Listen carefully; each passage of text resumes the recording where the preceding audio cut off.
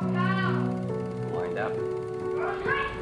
When we show up to these races, our secret weapon isn't that Kyle is this gritty, mentally sound, tough athlete. It's not that I can physically carry a human for 140.6 miles. It's that we have this massive support network that helps us do everything we do, from racing to supporting the foundation. And so those 17 weeks leading up to Kona were really some of the most challenging and magical weeks of our entire lives. Kyle Pease, Brent Pease, you're going to Kona! We go back to this message that we received 2 days before the race. This young man said to both of us, it said, when you're in the World Championship, we're all in the World Championship. All the hard work, all the dedication and the love between us, our hard work is paying off. Since Kona, there seems to be more people that they want to be adventurous. They look to Kyle as this beacon, a young man with a couple of jobs and a college degree and a bunch of Ironman medals. And they think if he can do that, what are the possibilities? Within, 15 months of that Ironman Hawaii, we had more than 60 wheelchair athletes racing at a half marathon with us. We'd never seen anything like that. So I got involved in the Kyle Pease Foundation back in 2012. I had been introduced to Kyle and Brent through their dad, Dick.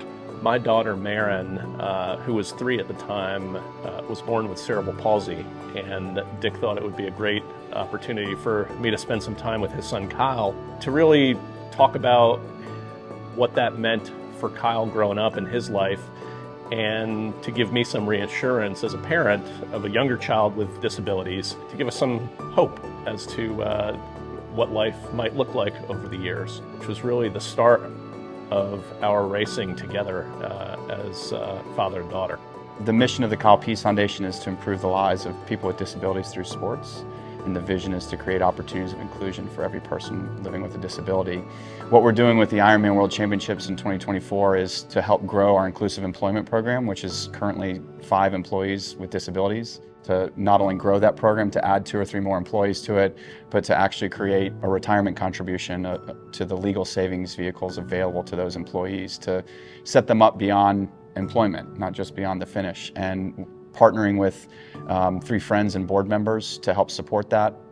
That'll be racing with us in Kona. We've got a wonderful team that's going to be going there. So it's not just Kyle and I racing, it's a group from the foundation that are all participating in both the race and the fundraising efforts.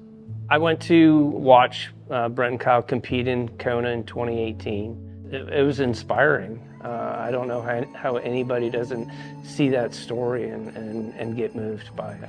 And after that, I was talking to Greg and Brent, and they said, I think there'd be a role for you on the board of the foundation, and would you like to serve? And I enthusiastically said yes. The biggest evolution since 2019 is just capitalizing on the momentum that they built around Kona, and then pushing beyond the finish and going into the inclusive employment program. I think that's ultimately what we're trying to do, and it's an important initiative for the foundation and the future of the people that are working there. Not only are we raising funds for the growth of our inclusion employment program, but to create more awareness and conversation around what people with disabilities are faced with in the workforce and beyond that.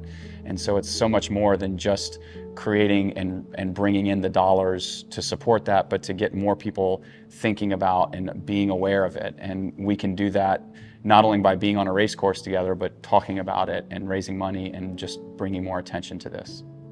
I think it's an opportunity to show our community with the foundation how to open doors. And if you ever get to a moment where you're done to open these doors, then you need to look at yourself and ask yourself, how do you push beyond your own limits? And I think that's Kona for us. That it's an opportunity to challenge ourselves and to show the world and to show ourselves that anything is possible.